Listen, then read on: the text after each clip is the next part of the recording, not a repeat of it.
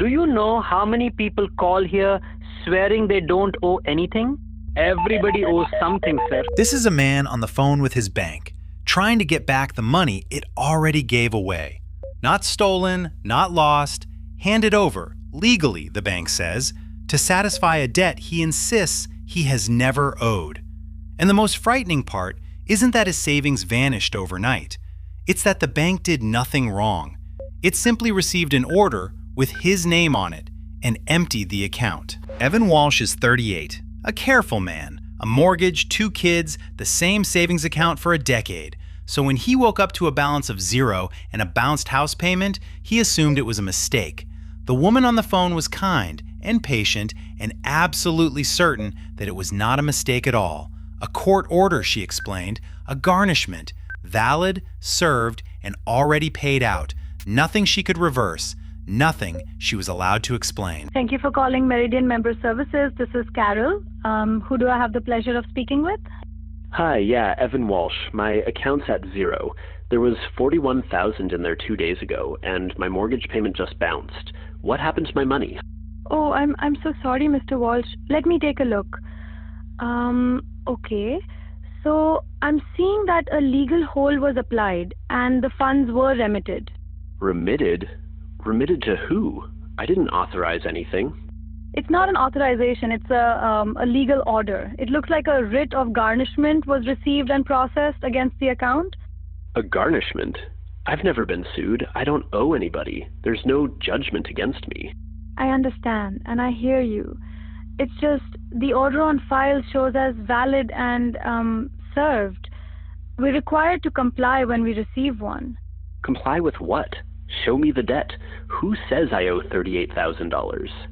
So I'm not actually able to see the underlying debt from my screen. I can only see the order and that it was executed. Then who sent it? Which court? There has to be a name, a case number, something. There is a case number, but for privacy reasons, I'm not able to read the creditor's information out to you. Privacy? It's my account. You took my money for a debt you can't even show me. I know it's upsetting, and I really am sorry, but the funds were already disbursed under the order. There's nothing on this end to reverse. Already disbursed? It's been 2 days. It shows the remittance went out 4 days ago to the issuing party on the writ.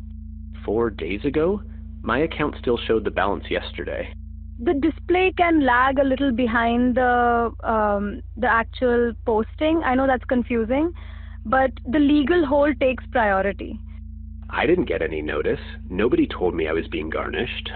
I'm showing a notice was mailed to the address on file.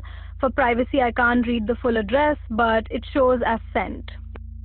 Mailed where? I've been at the same place for 6 years. I never got anything. I'm not able to share the address that's on the order. I really do wish I could do more, Mr. Walsh. Then let me talk to whoever can. Somebody emptied my account. Of course.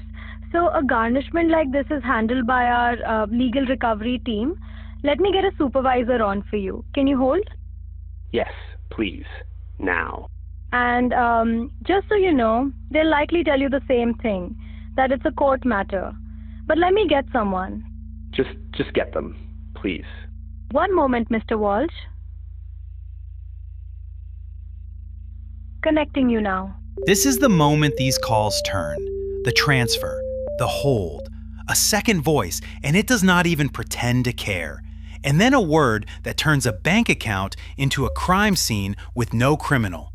Garnishment, a writ received and honored against the name Evan Walsh.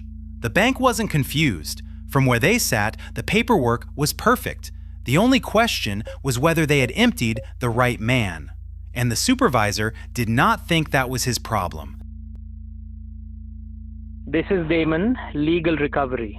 I've got the file, so what do you want me to tell you? I want you to tell me why my account is empty and who took $38,000 of mine. Nobody took anything, sir. We received a writ of garnishment, it was valid on its face, and we complied. That's the law. I have never been sued in my life. I have no debt. How is there a judgment against me? There's a judgment against Evan Walsh. Your Evan Walsh. The name matched, the last four of the social matched, so it processed. The last four? You emptied my entire savings over the last 4 digits of a social? That's how garnishments get matched. Yeah, name and identifiers.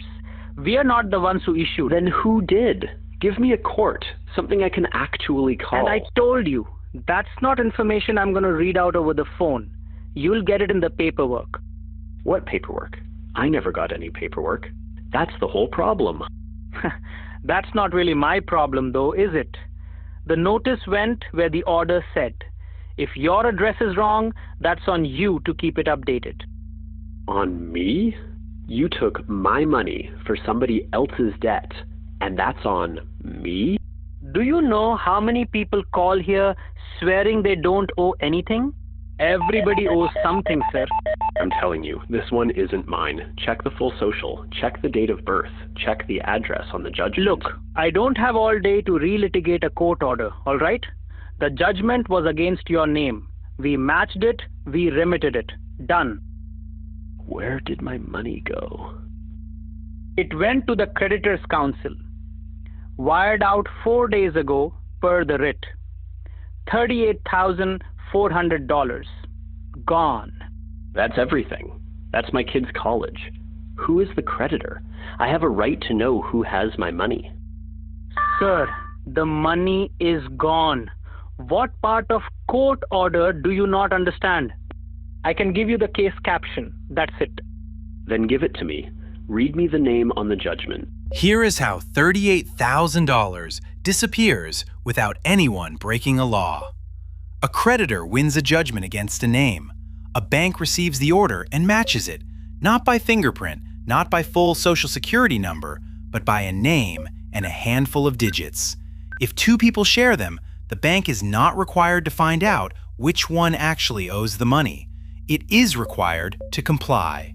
It freezes, it remits, and it moves on.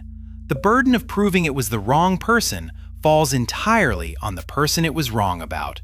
The judgment is against an Evan Walsh in Dayton, Ohio, filed 2 years ago. I've never lived in Ohio. I've never even been to Ohio.